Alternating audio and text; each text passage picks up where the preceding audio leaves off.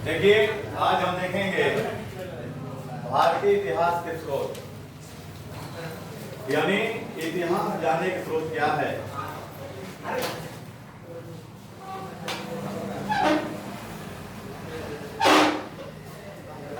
तो भारतीय इतिहास को जानने के लिए हम इसको तीन माध्यमों से तीन भागों में बांटेंगे। पहला साहित्यिक स्रोत, दूसरा विदेशी यात्रियों के विवरण से प्राप्त स्रोत और तीसरा पुरातत्व संबंधी स्रोत। अब देखेंगे कि इसके तीन साधन हैं।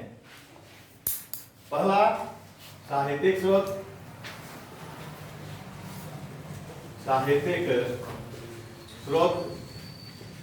दूसरा विदेशी यात्रियों के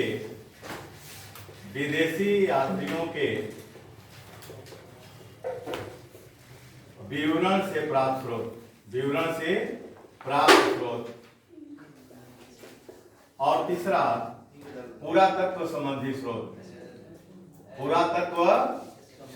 स्रोत। अब हम इसको पहले हम देखेंगे कि साहित्यिक स्रोत, हम साहित्य के माध्यम से कैसे इतिहास जान सकते हैं। तो साहित्य को तीन भागों में बांटा गया है। पहला धार्मिक साहित्य, दूसरा धर्मेतर साहित्य और तीसरा लौकिक साहित्य।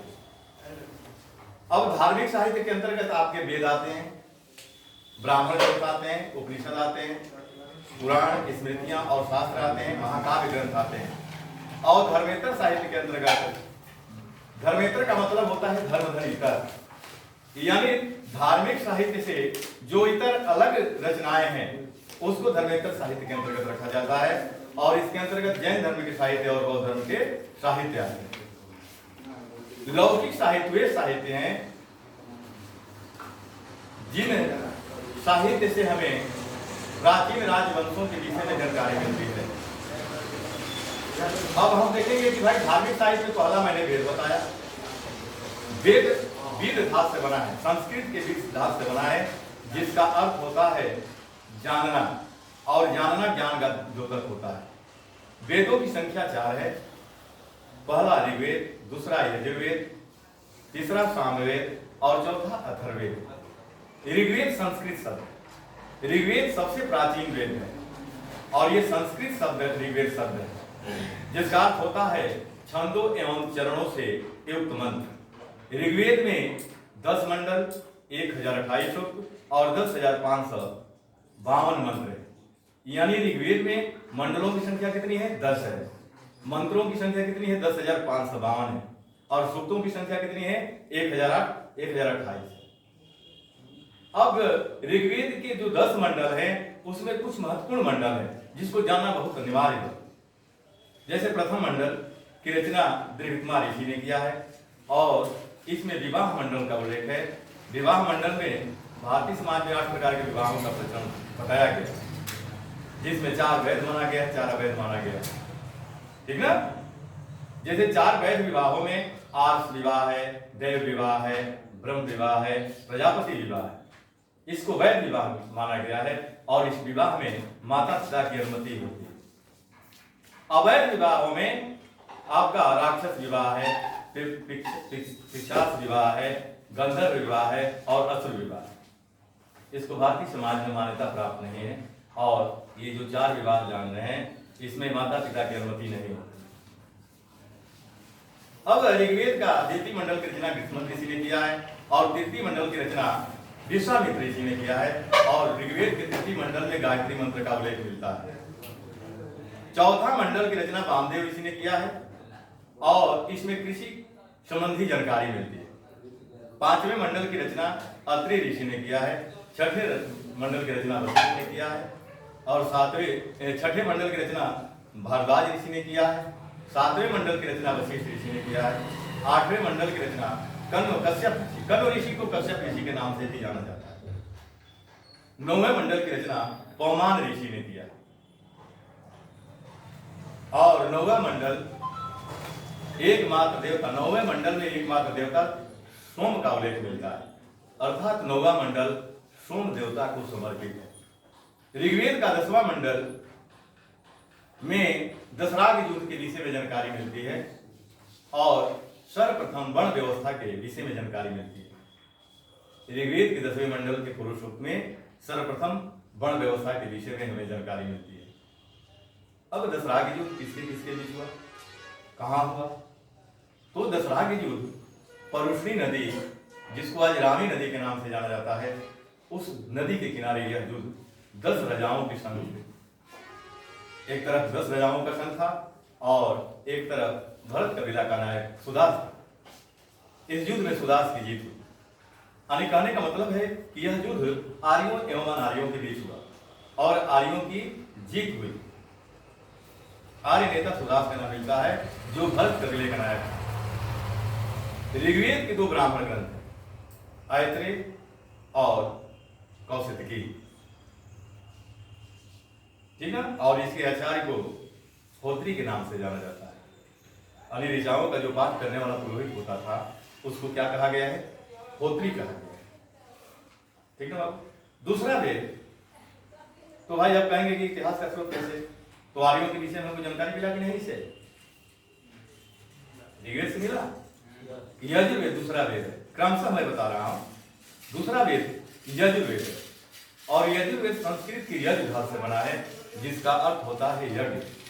अर्थात यह वेद कर्मकांडीय वेद और यह वेद गद्य और पद्य दोनों में लिखा गया है। इसमें मंडलों की संख्या 40 है। इसके आचार्य को अध्योर्य के नाम से जाना जाता है। इसके 2 ब्राह्मण ग्रंथ हैं, शतपथ ब्राह्मण और तैतरीय ब्राह्मण ग्रंथ। शतपथ ब्राह्मण में जल प्लावन की कथा का उल्लेख मिलता है और विदेह माधव की कथा का उल्लेख मिलता है, ठीक ना। तीसरा वेद सामवेद है। सामवेद संस्कृत के समन भाव से बना है,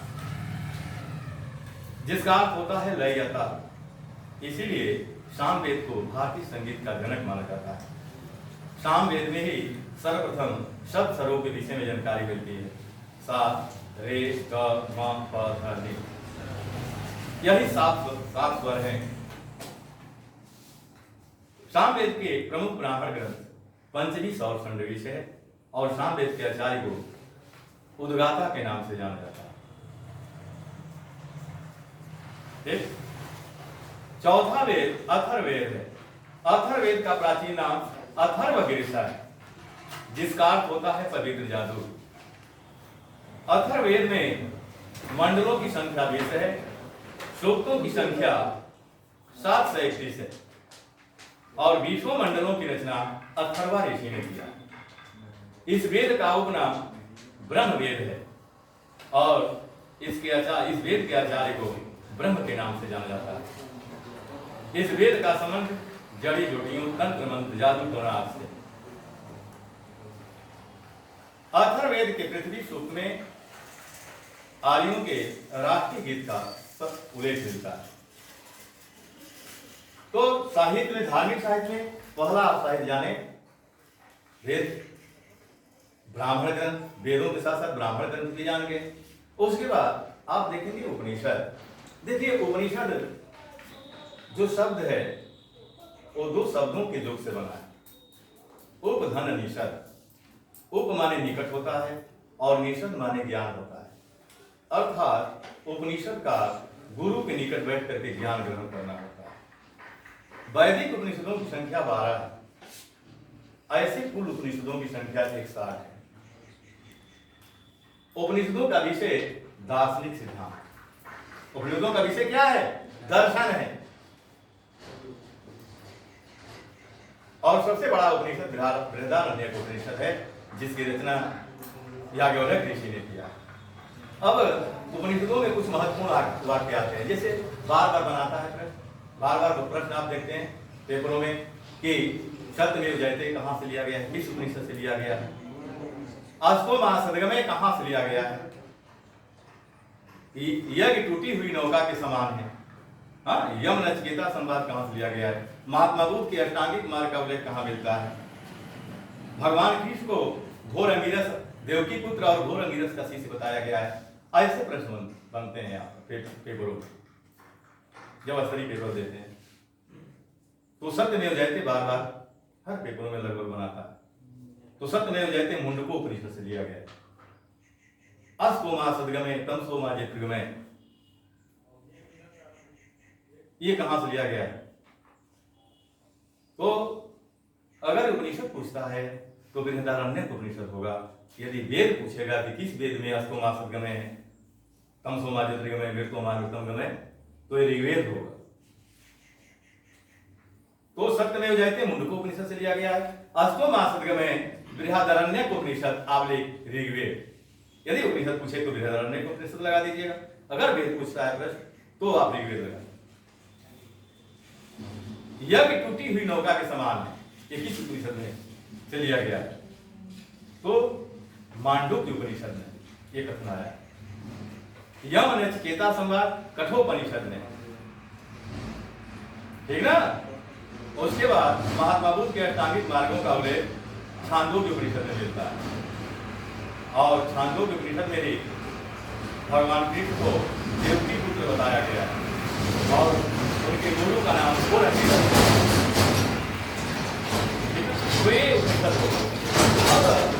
पुराण जैसे।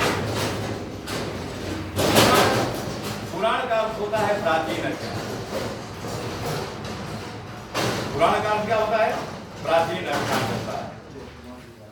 और इसके संकर्ता लोमहर्ष ऋषि के पुत्र उग्रश्रवा को माना जाता है। अब वेदों का संकलन करता किसको माना जाता है? महर्षि वेदव्यास को माना जाता है। पुराणों का संकलन करता किसको माना जाता है? लोमहर्ष ऋषि के पुत्र उग्रश्रवा को माना जाता है। पुराणों की संख्या 18 है। सबसे प्राचीन पुराण मत्स्य पुराण है, जिसमें भगवान विष्णु के 10 अवतारों का उल्लेख मिलता है। मत्स्य अवतार, कुर्मा अवतार, बराह अवतार, नरसिंह अवतार, वामन अवतार, परशुराम अवतार, राम अवतार, बलराम अवतार, बुध अवतार और कल्कि के रूप में भगवान विष्णु का अवतार हो। भविष्य में ऐसा माना गया है कि वह कल्कि के रूप में अवतार बनेंगे। उसके बाद इसमें सर्वप्रथम मत्स्य पुराण में ही सर्वप्रथम लिंग योनि पूजा के विषय में हमें जानकारी मिलती है। और मत्स्य पुराण में ही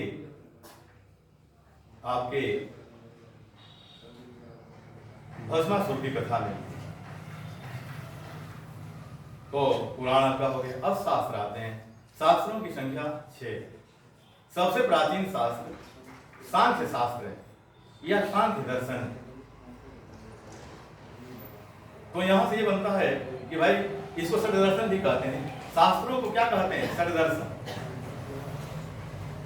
कितने हैं? 6 दर्शन है। और सबसे प्राचीन सांख्य है। और सांख्य का जनक कौन है? ये बार बार बनाता है, कपिल मुनि को माना जाता है। सांख्य दर्शन का जनक किसको माना जाता है? कपिल मुनि। उसके बाद वैशेषिक दर्शन। वैशेषिक दर्शन का जनक कणाद ऋषि को माना जाता है।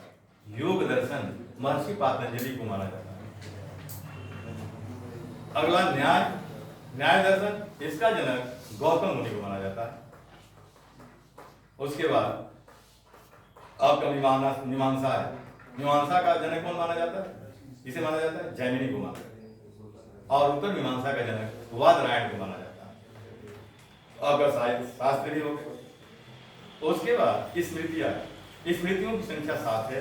और सबसे प्राचीन स्मृति मनुस्मृति है, जिसकी रचना शुंग काल में 200 ईसा पूर्व में हुई थी। और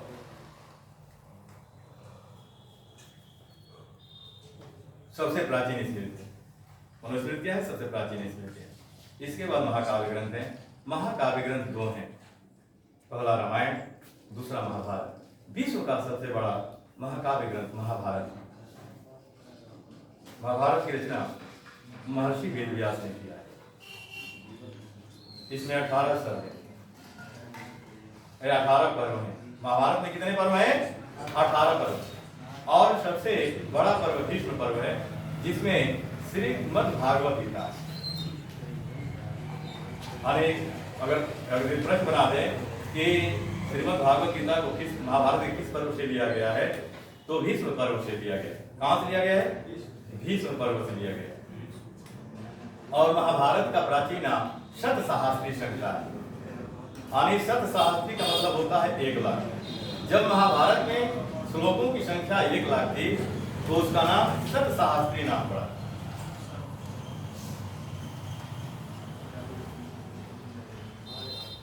और जब महाभारत में 40,000 श्लोकों की संख्या हो गई तो उसका नाम महाभारत पड़ा। यदि प्रश्न बनाता है कि महाभारत में प्राचीन नाम क्या है तो उसको शत सहस्त्री संहिता के नाम से जाना जाता है, उसको जय संहिता के नाम से जाना जाता है, जब उसमें श्लोक 1 लाख थे। लेकिन जब 40,000 जब श्लोकों की संख्या 40,000 हो गई तो उसका नाम क्या पड़ा? महाभारत। तो ये धार्मिक साहित्य। अब धर्मेतर साहित्य के अंतर्गत जैन धर्म के साहित्य, बौद्ध धर्म के साहित्य आते हैं। जैन धर्म के प्रारंभिक साहित्य को आगम के नाम से जाना जाता है। अंग और उपांग जैन धर्म के धार्मिक ग्रंथ हैं। अन्य धार्मिक ग्रंथों में अचरांग सूत्र और भगवती सूत्र आते हैं। जैन धर्म के ऐतिहासिक रचनाओं में भद्रबाहु की रचना कल्पसूत्र और हेमचंद्र की रचना प्रशिष्ट बलवन वास्तव काल जैन धर्म के साहित्य हो गए। बौद्ध धर्म के साहित्य, बौद्ध धर्म के प्रारंभिक साहित्य को त्रिपिटक के नाम से जाना जाता है। और त्रिपिटक का मतलब होता है 3 पिटारिया, अर्थात सूत्र पिटक। पहला सूत्र पिटक, दूसरा विनय पिटक और तीसरा अभिधम पिटक। सूत्र पिटक का विषय आपका धार्मिक सिद्धांत, यानी महात्मा सूत्र पिटक में महात्मा बुद्ध द्वारा बताए गए दार्शनिक सिद्धांतों, धार्मिक सिद्धांतों को रखा गया है। विनय पिटक का विषय है आचरण, यानी विनय पिटक में महात्मा बुद्ध द्वारा बताए गए संघ में बौद्ध भिक्षुणियों का आचरण कैसा होना चाहिए, इसके विषय में जानकारी दी गई। अभिधम पिटक में महात्मा बुद्ध द्वारा बताए गए दार्शनिक सिद्धांत को रखा गया है। जैसे दार्शनिक सिद्धांतों में, बौद्ध धर्म के दार्शनिक सिद्धांतों में अनात्मवाद है, क्षणभंगुरवाद है, प्रतीक संपुटवाद है, अनीश्वरवाद। क्षणभंगुरवाद का मतलब उन्होंने कहा कि ये जो संसार है क्षणभंगुर है, इसका लय कब होगा कोई जानता नहीं। ये दीपक की लौ की तरह है, हवा के बहने से दीपक का लौ कब बुझ जाएगा इसके विषय में कोई जानता नहीं। इसलिए भौतिक वस्तुएं क्षणभंगुर होती है, कर्तव्य प्रणेता पूर्वक प्रयास करें। अनात्मवाद का मतलब होता है कि आत्मा नाम की कोई चीज नहीं, शरीर ही आत्मा है। जहां तक मेरा संबंध है, मैं तो जब अपनी आत्मा को देखने के लिए गहरा विश्लेषण करता हूं तब किसी न किसी विशेष संवेदना या विज्ञान से टकरा कर रह जाता हूं।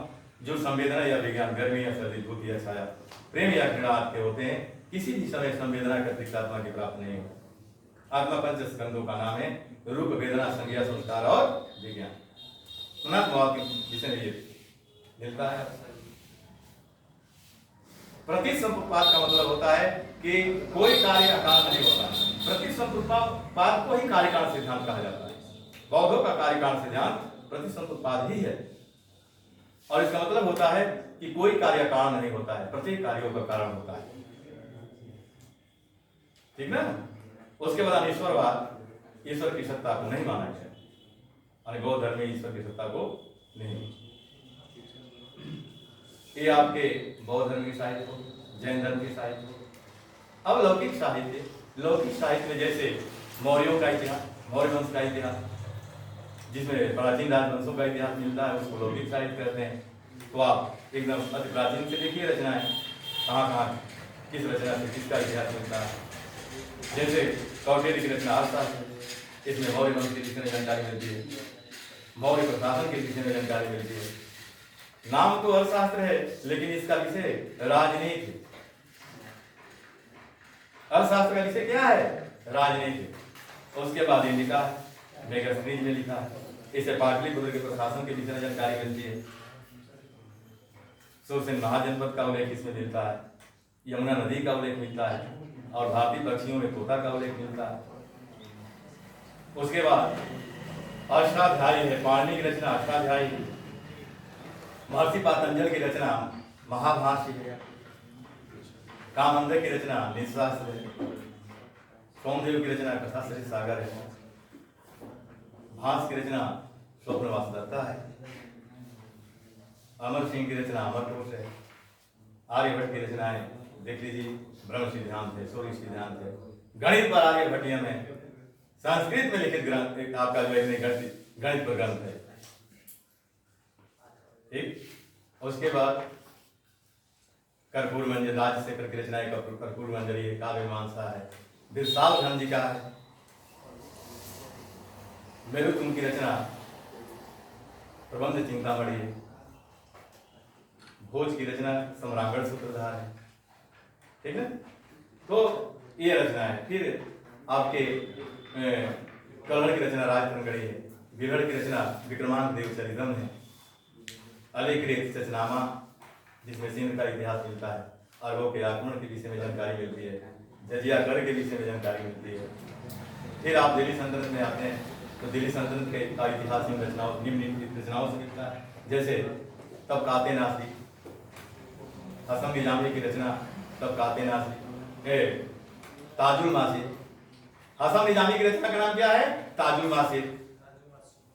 हाँ, उसके बाद मिनहाज उस सिराज की रचना तबकाते नासरी। ये दोनों रचनाओं से गुलाम अहमद के विषय में जानकारी मिलती है, कुतुबुद्दीन ऐबक के संरक्षण में दोनों विद्वान। उसके बाद फिर अमीर खुसरो की रचनाएं खजाइन फुतू है, तारीख दिल्ली है, देवल रानी खिजर खा है, नूह सिपिहर है। उसके बाद फिरोज शाह तुगलक अपनी आत्मकथा फारसी भाषा में लिखता है, फुतुहात फिरोज शाही के नाम से लिखता है। फिर ईसानी की रचना है फुतुहात उस सलाह थे। देखिए तारीख फिरोज शाही दो रचनाएं दिल्ली संदर्भ। अगर तारीख फिरोज शाही की रचना पूछा है किसने किया तो जियाउद्दीन बर्नी आप विकल्प में लगाइए। उसके बाद तारीख फिरोज शाही की रचना शम्स ए सिराज ने किया है। अगर दोनों विकल्प में होता है तो आप जियाउद्दीन बर्नी लगाइए। जियाउद्दीन बर्नी नहीं है। अगर प्रश्न पूछ रहा है कि तारीख फिरोज शाही किसने लिखा है तो विकल्प में जियाउद्दीन बर्नी है तो जियाउद्दीन बर्नी ही लगाइए, नहीं तो शम्स ए सिराज फिर लगाइए। और दोनों यदि रहेंगे साथ में तो जियाउद्दीन बर्नी लगाइए। फिर दिल्ली सल्तनत की एक बहुत महत्वपूर्ण रचना है तारीख मुबारक शाही, और इसकी रचना याहिया बिन अहमद सलीम ने, ठीक ना।